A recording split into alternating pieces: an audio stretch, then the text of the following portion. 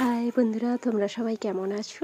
আশা করি সবাই ভালো আছো। উত্তম সুপ্রিয়া লাইফস্টাইলের নতুন একটা ভিডিওতে তোমাদের অনেক অনেক স্বাগত। আজকে একটা নতুন রকমের ভিডিও নিয়ে, ধামাকাদার ভিডিও নিয়ে তোমাদের সামনে চলে এসেছি। যা জীবনে করিনি তা আজকে চেষ্টা করলাম আর তোমাদের সঙ্গে শেয়ার করলাম। ভিডিওটা স্কিপ না করে সবাই পুরোটা দেখতে থাকো। আজকে মোমো বানাবো, কোনো দিন বানাইনি, আজকে নিজের থেকে চেষ্টা করছি। প্রথমে ময়দা 1 বাটি নিয়েছি, কম করে নিয়েছি, যদি না ভালো হয় কেউ খেতে পারবে না, তাই প্রথমে ময়দাটাকে জল দিয়ে ভালো করে মাখিয়ে নিলাম। একটু পাতলা হয়ে গেছিলো তাই অল্প একটু ময়দা দিয়ে ভালো করে মাখিয়ে নিচ্ছি। আর ভালো করে মাখানো না হলে বেশি আবার নরম করা যাবে না, তাহলে বেলতে পারবো না আর মোমো বানাতে পারবো না। হালকা তেল দিয়ে কিছুক্ষণ রেখে দিচ্ছি।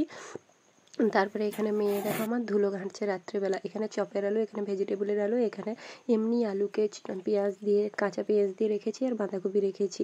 প্রথমে একটা চপের আলু, ভেজিটেবলের আলু দিয়ে কিছুগুলো মোমো বানাবো, আর কিছুগুলো এই যে রসুন কুচি আর কফি, আলু সমস্ত কিছু দিয়ে একটা ভেজিটেবলের আর একটা বানাবো।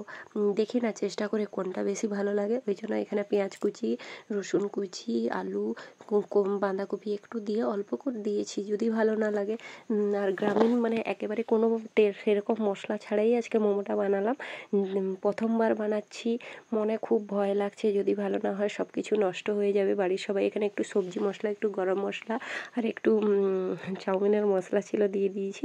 তারপরে লেচিগুলো কেটে নিচ্ছি অল্প অল্প করে। আর বড় হয়ে গেছিলো জানো বন্ধুরা, একটু ছোটো ছোটো কাটলেই, পাতলা করলে ভালো হতো, সেটা পরে বুঝতে পারলাম। আর প্রথম বানাচ্ছি, ভয়ে ভয়ে বানাচ্ছি, তোমাদের সঙ্গে শেয়ার করছি।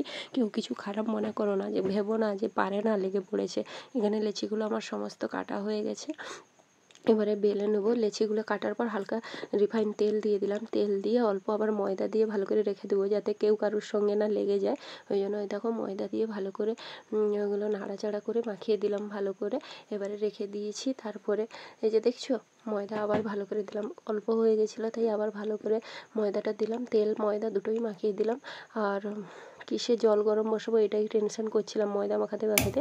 তারপর ভাবলাম দেখি প্রেসার কুকারে জল দিয়ে বসিয়ে দিই। ওই জন্য গ্যাসের ওভেনে এই যে প্রেসার কুকারে পুরো ভর্তি জল দিয়ে রেখে দিয়েছি। আর এই ছাঁদা জামটা নিয়েছি, এগুলো সমস্ত বাড়ির, কোনো মোমো বানানোর নয়। এটাই ভালো করে সাদা তেল মাখিয়ে দিচ্ছি যাতে করে মোমোটা ভালো করে হতে হয়।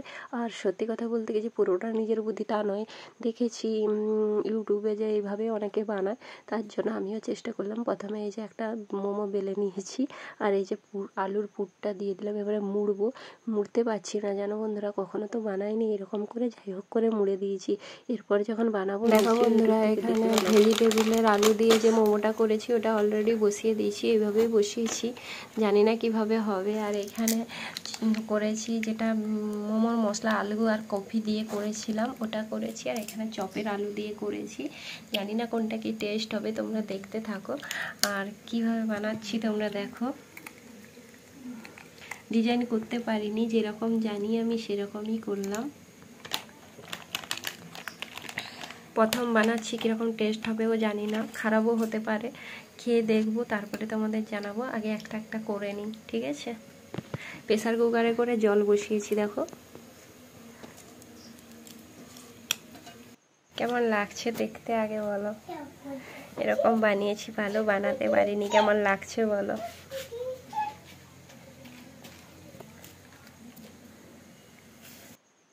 দেখো বন্ধুরা, এভাবে এই মোমোগুলো হয়ে গেছে, খুব সুন্দর সিদ্ধ হয়ে গেছে, ঠিক আছে? এগুলো করে প্রথমে মাত্র 5টা দিয়ে সিদ্ধ করতে বসিয়েছিলাম, হবে কিনা দেখবো বলে, না হলে ফ্রাই করে দিতাম। তারপরে দেখলাম না, সিদ্ধ হয়ে গেছে, ওই জন্য আবার একটা একটা করে ভালো করে সাজিয়ে দিলাম। দেখো দেখো কি সুন্দর লাগছে। আবার বসিয়ে দেব 10 মিনিটের জন্য। পড়ে গেল, কুকুই পড়ে গেল।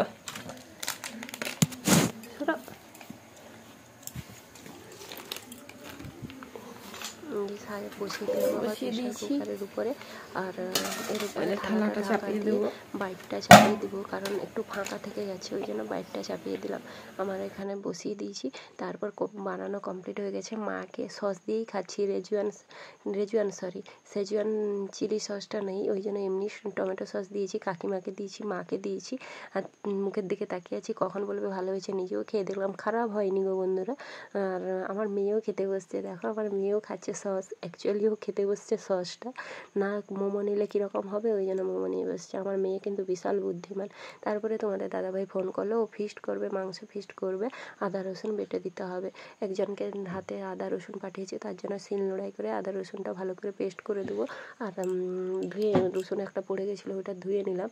আর এরকম খোলা সমেত চেঞ্জ করে দিলাম। আর রাত্রিবেলা আমি মিক্সি সেরকম চালাই না, সবসময় মিক্সি চালানোটাও ঠিক নয়, ওই জন্য শিলনোড়ায় বাটনা বাটলে তরকারির টেস্টও খুব সুন্দর হয় জানো বন্ধুরা, ওই জন্য শিলনোড়ায় করে বেটে দিচ্ছি। আর আদাটা এইভাবেই বাড়লাম। আর আমার তো কেউ ক্যামেরা ধরার নেই, তোমরা জানো, তার জন্য আমি যেমন করে পারি ক্যামেরা রেখে তোমাদের সঙ্গে শেয়ার করার চেষ্টা করি। প্লিজ বন্ধুরা, তোমরা এইভাবেই আমার পাশে থেকো। আমি আশা করব তোমরা এইভাবে আমার পাশে থাকবে, এগিয়ে যেতে সাহায্য করবে। আর আদা রসুনটা বাটা কমপ্লিট হয়ে গেছে, তার জন্য পিপিতে করে ভরে দিচ্ছি। আর কিসে দেবো, ডিবা দিলে ফেরত আসে না, ওই জন্য ডিবা দিই না। আর মোমো করেছিলাম, তোমাদের দাদাভাইকে বলেছিলাম, বললো গরম গরমগুলো টিফিনে করে দুটো পাঠিয়ে দাও, ওই জন্য বেশি দিচ্ছি না, 3টে কি 4টে দিয়ে দেবো। দেওয়া হয়ে গেছে, এবারে টাটা।